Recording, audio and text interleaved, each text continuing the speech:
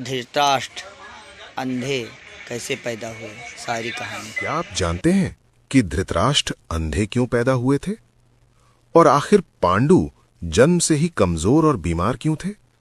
चलिए आज उसके बारे में जानते हैं। पुत्रों, विचित्रवीर्य की मृत्यु के बाद महारानी सत्यवती शोक से भर गई थीं, क्योंकि राजा विचित्रवीर्य बिना संतान के ही मृत्यु को प्राप्त हो गए थे। अब हस्तिनापुर का पूरा राजवंश समाप्त होने के कगार पर था। तब सत्यवती ने अपने तेजस्वी और तपस्वी पुत्र भगवान वेद व्यास का स्मरण किया। कहा जाता है कि माता के स्मरण करते ही वेद व्यास तुरंत उनके सामने प्रकट हो गए। माता के बार बार आग्रह करने पर वेद व्यास ने अंततः राजवंश को आगे बढ़ाने के लिए सहमति दे दी।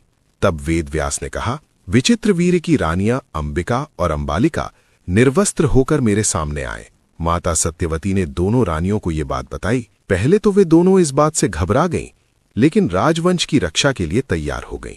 इसके बाद अंबिका और अंबालिका एक एक करके वेद व्यास के सामने पहुंची और उनके साथ उनकी एक दासी भी थी।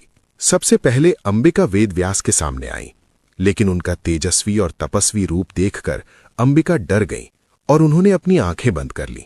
इसी कारण उनके गर्भ से जो पुत्र जन्मा वो जन्म से ही अंधा था। वही आगे चलकर धृतराष्ट्र कहलाया। इसके बाद अंबालिका वेदव्यास के सामने आई, लेकिन वे भी भय से कांपने लगीं और उनका चेहरा पीला पड़ गया। इसी कारण उनके गर्भ से जो पुत्र जन्मा वो कमजोर और पीले रंग का था, इसलिए उसका नाम पड़ा पांडु। जब फिर अपनी दासी को भेज दिया। दासी बिना किसी भय के शांत और विनम्र भाव से वेदव्यास के सामने गई। उसकी निडरता और विनम्रता से वेदव्यास प्रसन्न हो गए।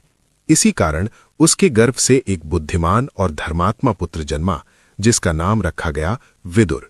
धृतराष्ट्र बना हस्तिनापुर का अंधा राजा, पांडु बना पांडवों का पिता और विदुर बना महाभारत का सबसे बुद्धिमान मंत्री। और इस तरह भगवान वेद व्यास के कारण हस्तिनापुर का राजवंश आगे बढ़ पाया।